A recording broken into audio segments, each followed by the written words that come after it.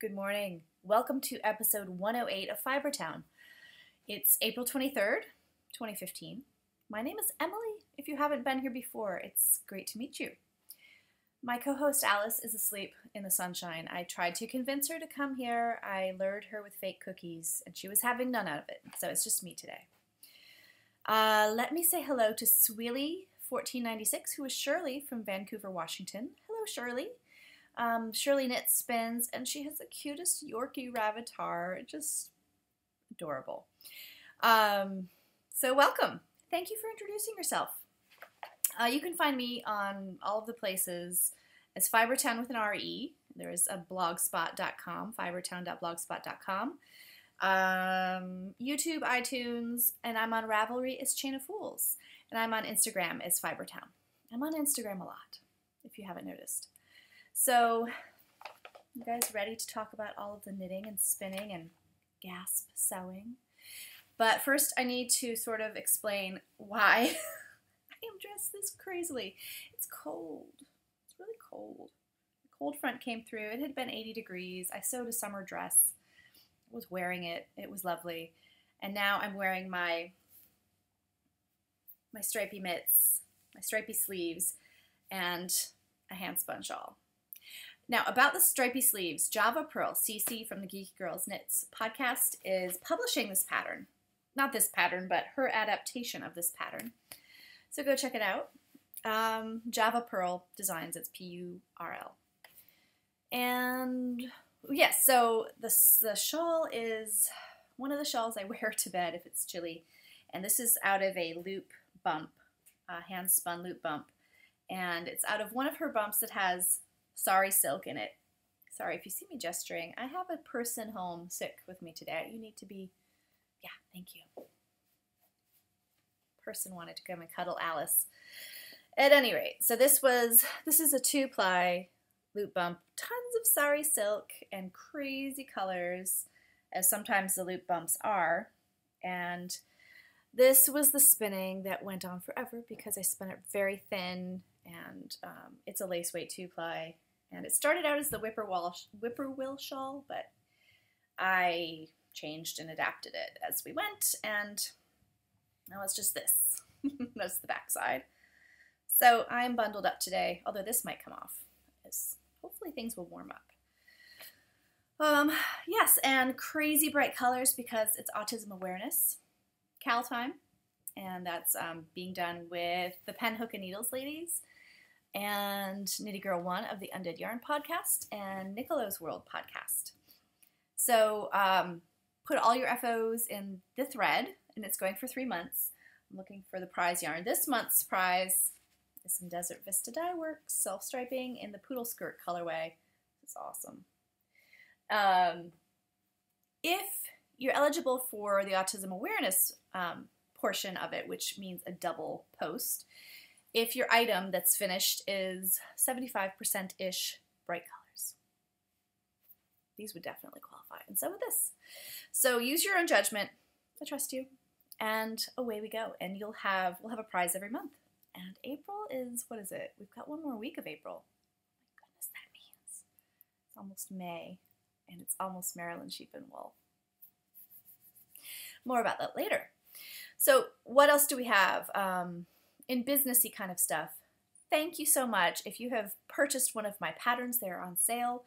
Fibertown Designs, they're on sale for half off. Yeah.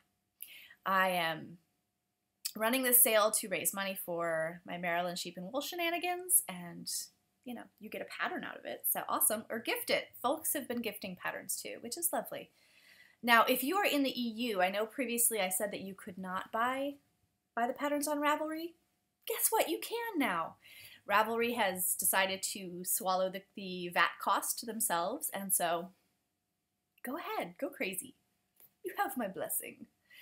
And I'm so happy that I had a feeling that would happen, which is why I never really took the time to go to Love Knitting. Yeah.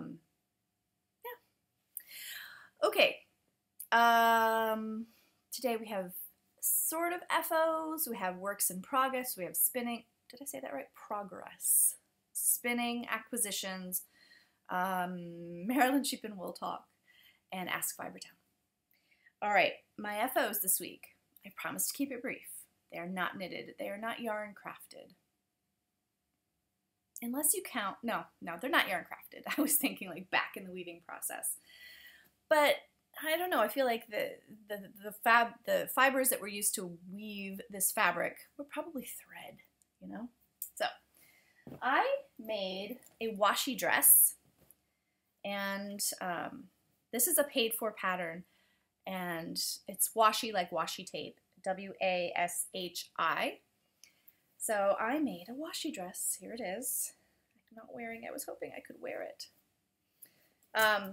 And I'm trying to, I just washed it for the U shape. It's got this little U cutout.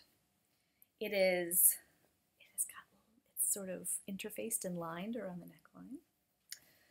It's got these adorable little cap sleeves and shearing in the back, so elastic thread there. And pockets! It has pockets. I love a dress with pockets, don't you? And we discussed last time that I like to wear dresses. There's the pocket. I like to wear dresses in the summer, and it falls to right below my knee-ish. It's a flattering length. I followed the pattern exactly, and I love it. I'm so excited to be able to sew clothes that are wearable, because I think I mentioned last time that the other attempt I had made at sewing a garment, I threw it out. I'd also used a knit fabric, and you know, I'm sure that had to do. And I used a traditional paper pattern. Now the difference is with this pattern I used is that it was very, let's hold your hand. It was very, I'll walk you through the steps.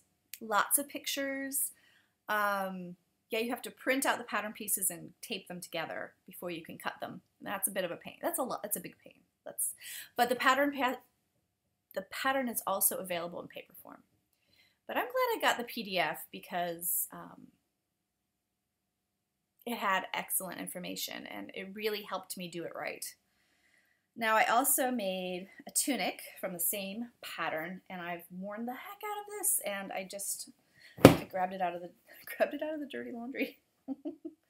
So look, there's some fiber on it because there's fiber on all of my clothes. Look, that's purple into the world fiber. More about that later. It fits great. It fits great. I would say it runs small, the pattern, but I made 2 muslins to make sure I got the right fit. And the nice thing about that was I sewed the tunic first and then the dress. So you only have to make a muslin for the bodice because of the style of the dress. It's got plenty of room in the skirt, even for me, so it should work for everybody. So just right below the bust, and it's an Empire cut, very flattering. I love it. I'm gonna make some more tunics and maybe one more dress. So very happy. Those are my FOs for the week. I would like to try the sailor top. It is by Fancy Tiger Crafts. I've heard a lot on Instagram about it.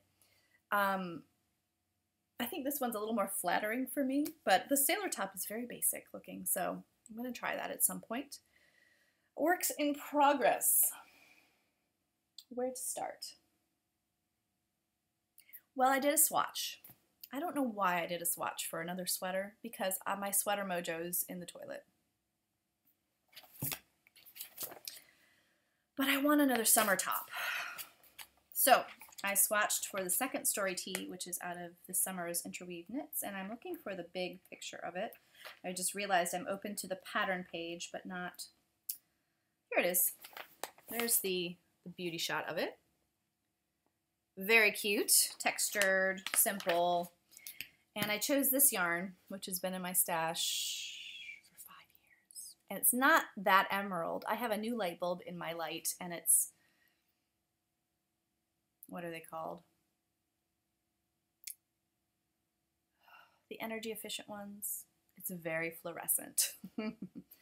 So this is much more of an olivey green. Wow, it really changes the light.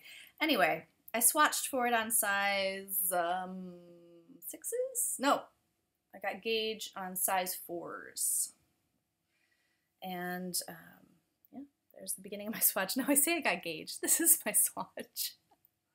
Through a mustache. Yeah, but I'm going with it. I like to live dangerously. So there we go. Now this yarn is very special indeed.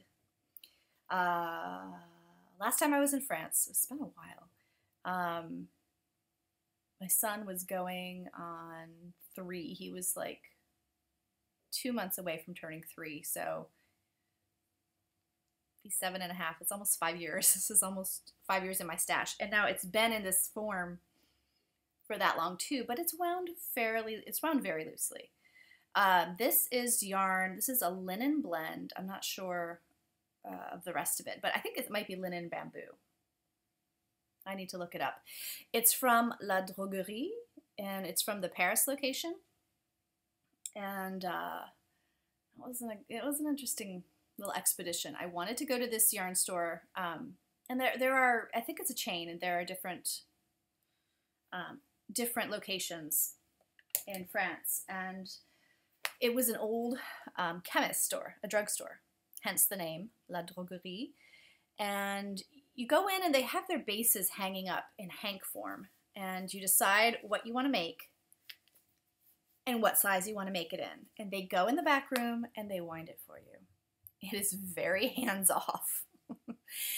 And so you wait in a line to be served, and then you wait in another line to pay. And it's just so, oh, let's do it this way and this way, you know.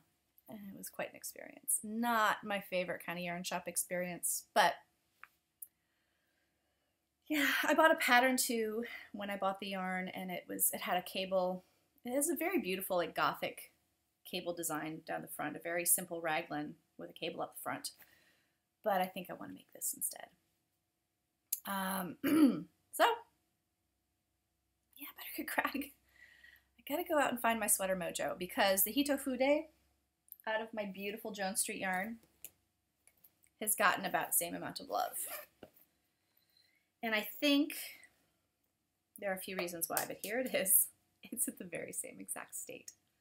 Oh great, it's in the middle of a row. Hopefully it's the purl side. It's not the purl side. Oh, yeah, I stopped in the middle of the lace repeat. What is wrong with me? I don't know. Sweater knitting wanes and waxes. It's waning for me right now, but it'll be back. It will be back. And this is the Copper Corgi yarn. Oh, in my Jan B Smiley bag. So, it will be back. I think the problem is that I'm knitting these no purl monkey socks at the same time as the Hitofude, and I can't handle 2 very similar lace charts in my head at the same time. It's a recipe for disaster. And I finally have, let me show you the socks. They're in my cute little Danish bag. The first one, of course, is done. The second one could be done today if I focused on it. So these are the No Purl Monkeys by Cookie A, adapted by Crafty Pancakes. You just omit the pearls, as simple as can be. So I am down to the last foot repeat, and then I'll do the toe. There we go.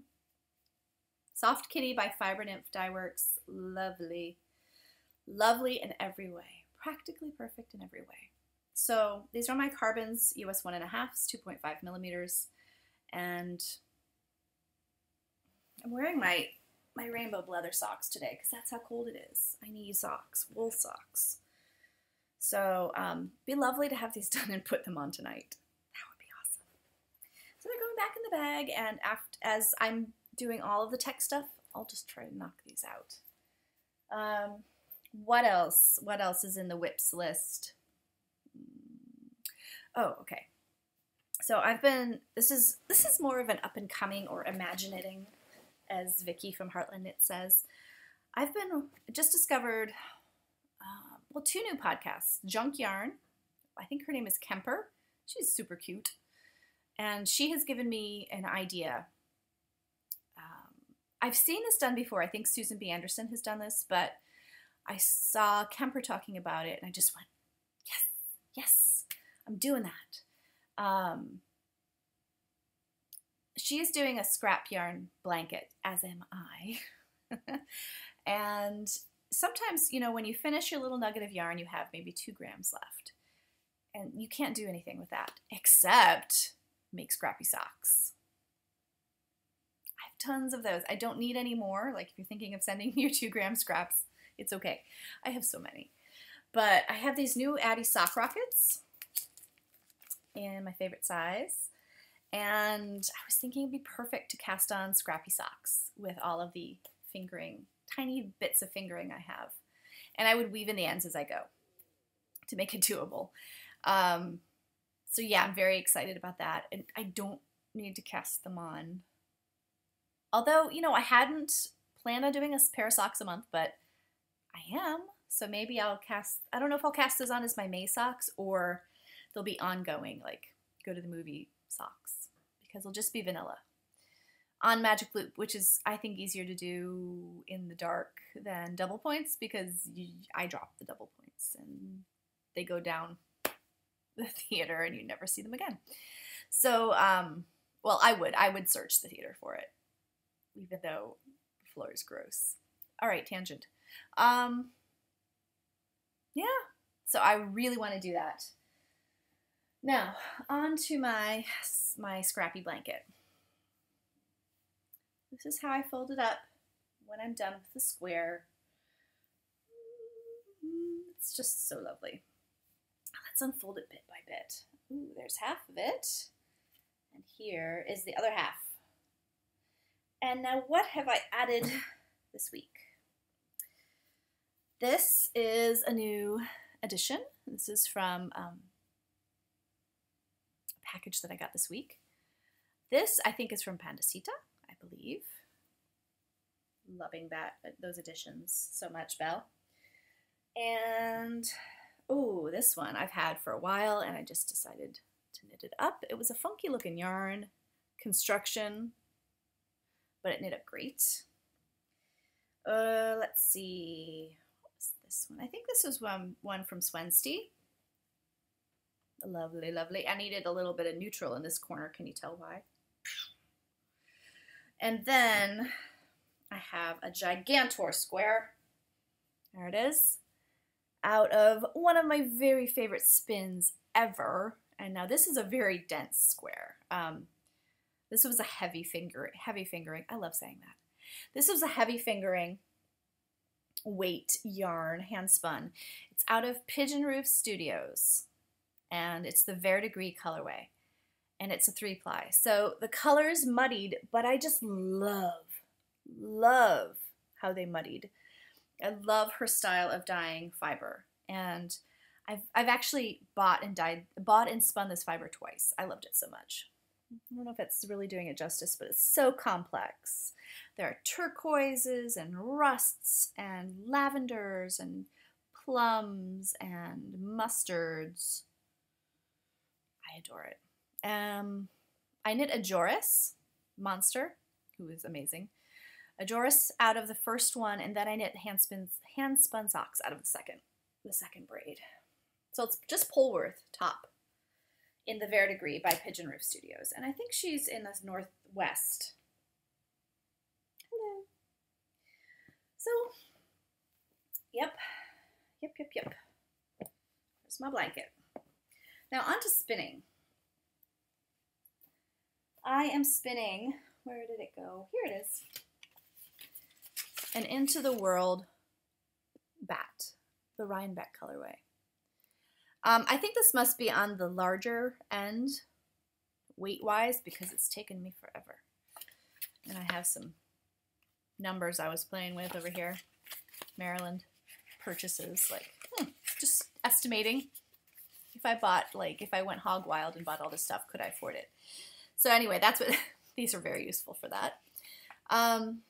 So Polworth Silk, carded bat. These are hard to get. I think I was at her booth first or second thing last Maryland, and I got 2 of them. And they're beautiful. I like them okay, but I think my tastes are shifting. And that's where you find destashes. You know what I mean? One thing that you bought that you loved, you may grow to not love it less, but love other things more, if that makes sense. So for right now, you know, I'm really loving my fleeces and spinning those. And I have 2 shelves of commercially dyed tops that I'm a little less in love with than I used to be. But this is such a beautiful colorway, and I still love color, can you tell? So this is all I have left to spin of the Rhinebeck bat. It's beautifully prepped. Let's see, it started with like a russety orange.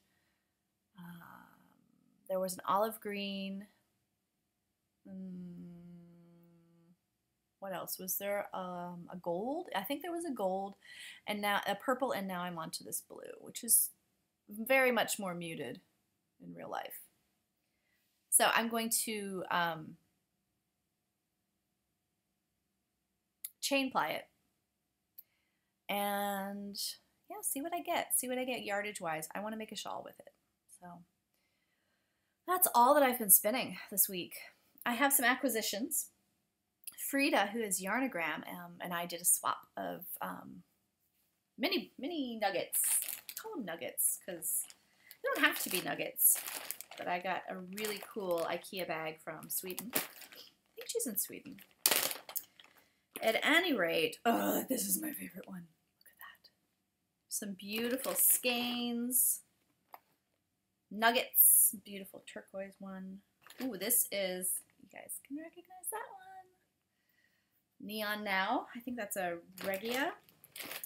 I've got lots of Regia types like this one. It's got this faux fair isle effect. Ooh, here's a really pretty tweed.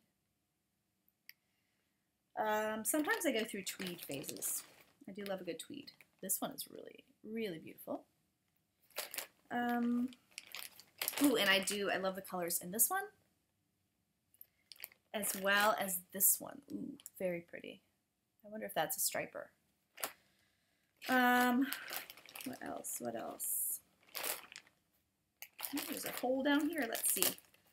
See, like this little nugget would be perfect for some. That might make a square actually, but if it doesn't, then I will make it into. I'll put it into some socks. I should just call them junk socks because I got the idea from Junk Yarn. Ooh, here's a sparkly one. Very pretty. Green one. This is Katie's Creations. Fortissima Saka. Oh, a lot of people on Etsy will take regular skeins, like regular sock yarn, and they will do the work of skeining it off into minis, and then they sell them. I've seen that with Koigu's. I would love to have some Koigu mini skeins. I don't have any in my blanket. Lots more of these. And then these gorgeous little nuggets. So thank you so much, Frida. I'm not sure if you watched the podcast, but I'm sending my thanks again out there into the world. Now, I got another amazing package from Teresa. I'm going to say everything related to this lovely person incorrectly. She is from Germany, and her avatar is something like Schneuerfelter. Anyway, she has a podcast, The Passionate Spinner, on YouTube, and I opened it up, and this amazing postcard with some beautiful yarn. Looks like that was the inspiration for the dyeing. This shrubbery here with these berries. And all of these goodies were wrapped up in a little bit of fabric, which is a great idea in the box, and it looked much nicer than this. And whoa, I ate the whole thing. My family doesn't even know this came into the house. I ate the whole thing in 2 days. It was delicious. Toffifee. These used to be much more popular in my childhood here. I haven't seen them in forever. I just love that picture though. Look at those ladies. Mit backen, mit wotten, and gewinnen. I probably said that incredibly wrong. Yeah, they were good. Nougat, hazelnut, chocolate. Yummy. And she sent some Indischer chai, which I am going to have to brew up and try today. I got 2 of those. Thank you so much. Now, the star of the package, besides chocolate, was a beautiful array of German indie dyed sock yarns. I'm just going to take this off because, man, I look crazy. All right. Not that I mind looking crazy, but when you look at yourself looking crazy for this long, it gets to you. I'm going to start with least flashy to most flashy. How does that sound? So this is Schön Farbery. I think that means beautiful colors. That's lovely. So these are all German indie dyers. This one doesn't have a tag, but it's gorgeous. And we got a little wee one of that. Ooh, I love this one. I love that one. This one, oh, so reminds me of a tropical fish. Oh, very pretty. Now these two blew my socks off. This is from, okay, I'm just going to show you the tag. Oops.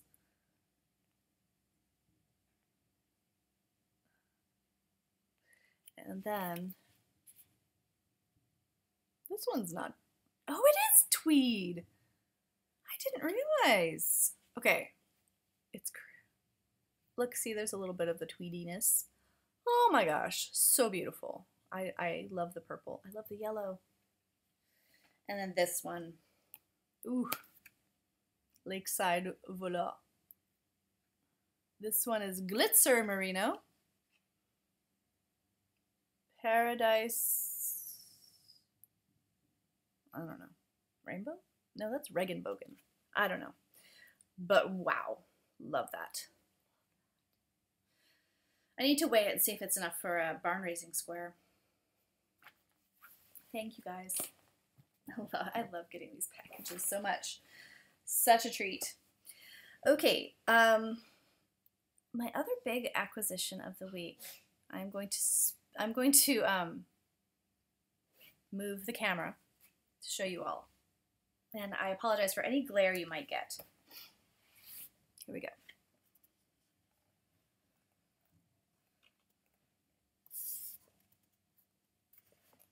There's the whole thing right there. Look, there are my in-laws in their wedding picture.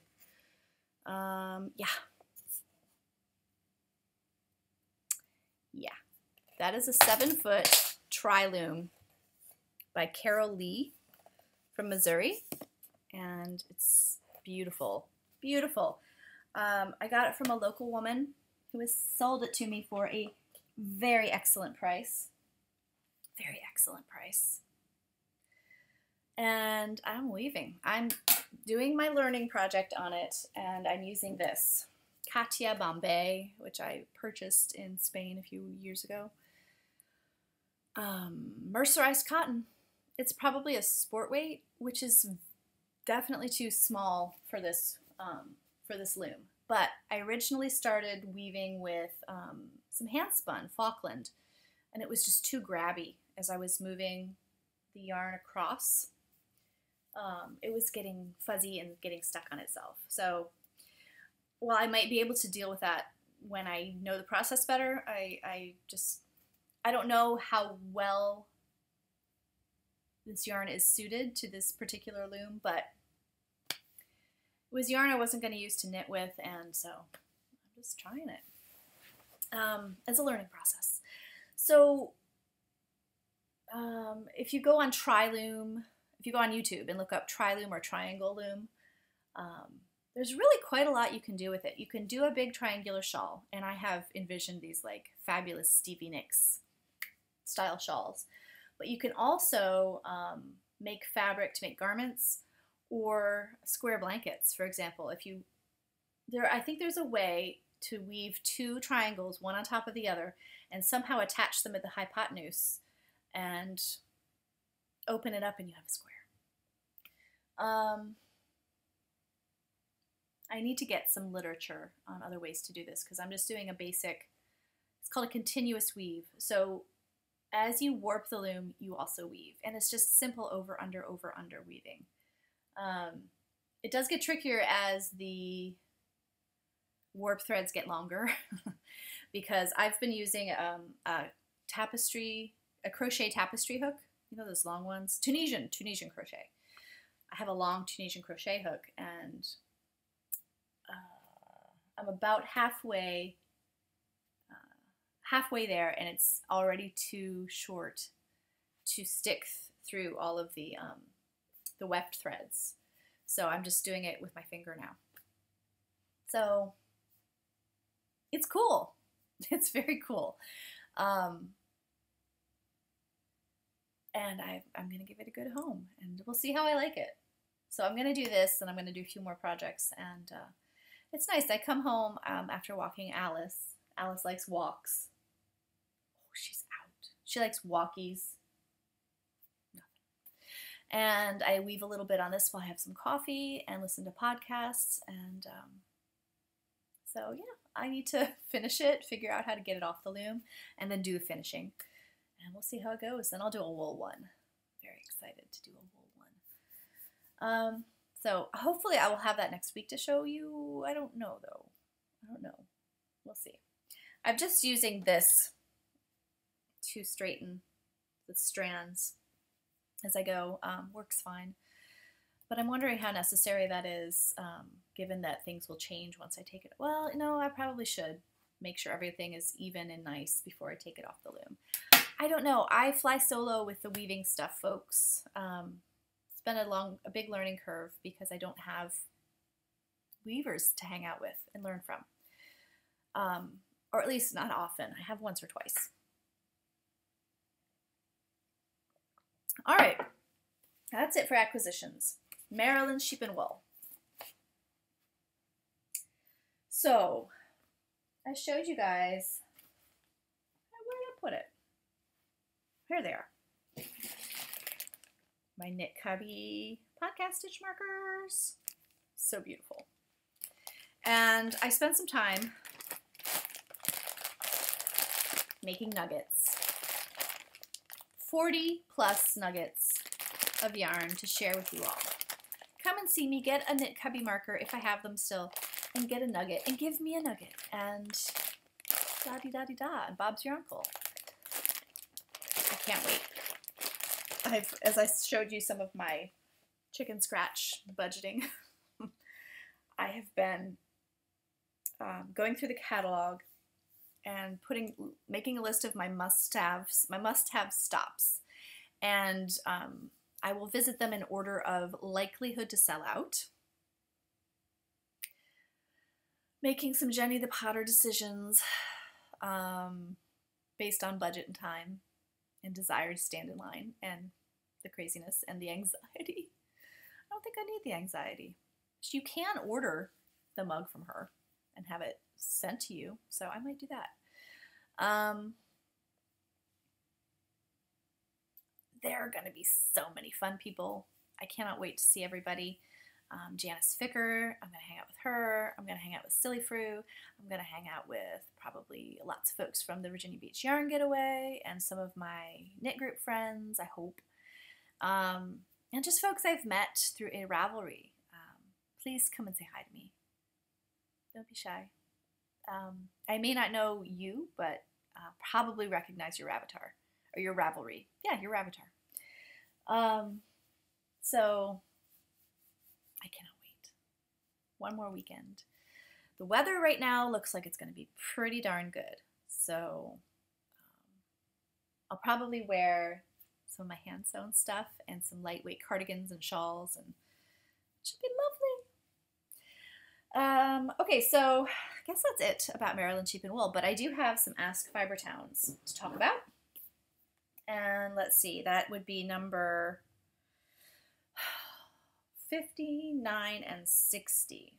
And I do realize that I'm skipping around a bit. And I have skipped over 47, 48, and 49. And those are just kind of meaty questions that I need, or one's a request for a demo. So I need to work a little bit more to get those answered, but I will get there. I appreciate them. Let's see. 59, question 59 is from Knitter Mama 7. Let's see. She's talking about some of the books I've talked about and how she really likes them. I think she said she has moved to Indonesia. It's funny seeing her home on the map. Let's see. I've been practicing Navajo plying. Is Navajo and chain plying the same? Yes. I try to be sensitive and use the technical term. Chain plying is essentially like crochet plying. You make a loop and draw the yarn through, and but I really don't know how Navajo it actually is, so I'd rather not say it's Navajo plying, because I have heard that it really isn't Navajo plying, but then it's fun to say Navajo plying. I'd rather say Navajo plying, but I've made a conscious effort to say chain plying because I don't have the knowledge about it being truly Navajo. So I'd rather not make that error. So yes, it is the same. Now, when I say chain plying, that's what I'm referring to. And she's getting better with practice, and it does take practice. And I think you need to slow your roll when you're learning to chain ply. You know, change to a larger whorl, slow your treadling, make a bigger loop if you can. But here's a common thing, and I think I have a solution for you. Sure, her question is, how do you stop in the middle of plying and not have it turn into a mess? If I stop, I can't get started again without a jumble of mess where I stopped. Yes, I know, it's terrible. What I have rigged up is something that works pretty well for me. And I have my spinning wheel and my spinning chair, which is just a chair, next to my ball winder and Swift. So I stop and I leave a long lead going into the wheel, and a pretty, you know what, the lead doesn't have to be that long, but the loop does. And I'm really close to my ball winder, which has sort of a cylinder that comes out of it. And I take the loop and I gently hook it over the ball winder cylinder. And I make sure there's not too much tension on the single, because, you know, it's a single, it doesn't have a lot of strength until it's plied or felted. So, and then I just get up and walk away. And when I come back, I gently take it off the cylinder and I start going. So my recommendation would be to have something to the side of your wheel. It could be a chair with a finial. It could be, I don't know, a trombone on a stand. I'm looking at my trombone. You could hook it over the trombone. Yeah, just hook your loop and make sure there's not too much tension on it. So approach it to the spinning wheel as close as you can, and there you go. I hope that works. Now, one thing I have not really perfected, and I need to find a better way to do this, is when my single breaks and I'm chain plying. I just sort of monkey around with it, make a new loop and stick the broken single in there somehow and try to get it to all come together. So if you have like a kosher way to do that, I'd love to see a tutorial. Okay, the other question is from, excuse me, as I dust off my iPad. The last question before we say adios is from String Bean, the fabulous String Bean, otherwise known as the unmentionable Instagram handle. My mom just bought a 15-inch Cricut loom and started weaving, though she learned earlier in life and loved it. She's one of those eternal procrastinators. Oh, I should buy a loom, but you know the type. I do. I'm thinking of buying her a larger tabletop loom. She lives in an apartment and has an art table or a kitchen table she can use so that she can weave larger pieces like your tartan. What a good daughter! Yay! So she has expressed interest in a baby wolf 4 harness, and that's super pricey. She's also mentioned that a particular style or brand would be too large for her space, but that's her dream loom. It's a good loom. What loom would you recommend for a beginner who likes to branch out a lot? I'd like it to be of good quality, as I want this to be a lasting tool. She's a spinner. She's an amazing spinner, but she knows next to nothing about looms. Well, I know a little bit closer to nothing, but let me just give you some ideas. And maybe go to a spinning guild, and because those people are always upgrading their looms and they're selling their old ones. So I would go used if I were you. And here are just some thoughts. Those table or floor looms with all the harnesses and shafts, and they're really good for when you want a weave that has multiple sheds that you can open, so you can do all sorts of, I'm not what's it called, jacquard kind of designs and that sort of thing. But as far as used looms go, like, I was offered recently a Baby Mac, which is a Macomber loom, Macomber, and those are very good looms. And this was a floor loom. I think it was an eight shaft or 8 harness. I don't even know the difference. $500. Yeah. So that's definitely more affordable than, you know, the thousands and thousands that those baby wolves cost. Another thing to look into, which is pricier, but it intrigues me, is a Saori loom. They're really cool. I think they're about $1,500. Don't quote me, but again, look for a used one.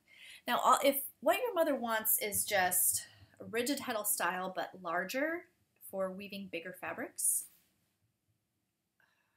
I kind of wish I had spent the bucks on a Kromsky harp. There's a 32-inch. That's nice. You do need a stand, though. So I would go used. I would, you know, if your mom doesn't want, you can open different sheds in a rigid heddle, and there's lots that you can do with a rigid heddle loom, and there are books out there that give you tons of ideas. But you can use sticks to open different sheds. But if she just wants more width, I would do that. And I just looked on Amazon, and there's a 32-inch Kromsky for $265. That's very similar, really, to what she has in the Cricket, but it's just bigger. So yeah, I would go to a guild and look for people who want to upgrade and sell off their old stuff, because chances are it's been well taken care of. They could probably show you how it works. So good luck, and wow, you're nice. I wish my mother were into fiber arts. It skipped a generation. It skipped 2 generations. My grandmother was not. She did crochet a bit. My grandmother, who just passed. Actually, both of my grandmothers did.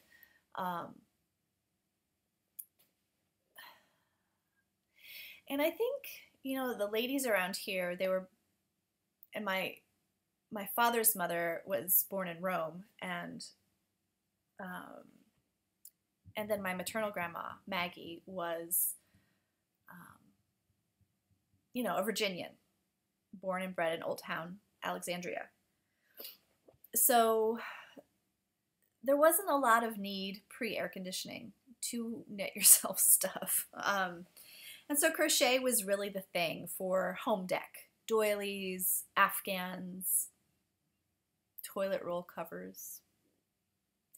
So I was taught to crochet a little bit as a kid, and that was my first fiber craft, even as an adult. I picked it back up when I was pregnant with Ollie, and who was being very quiet. I wonder what he's doing. It's concerning. Anyway, he's homesick today. What was my point here? I don't even remember. Oh, yeah, the fiber crafts skipping a generation. So my great-grandmother, she was a big crafter. Mostly crochet, too, because she was from West Virginia and Virginia. So, yeah.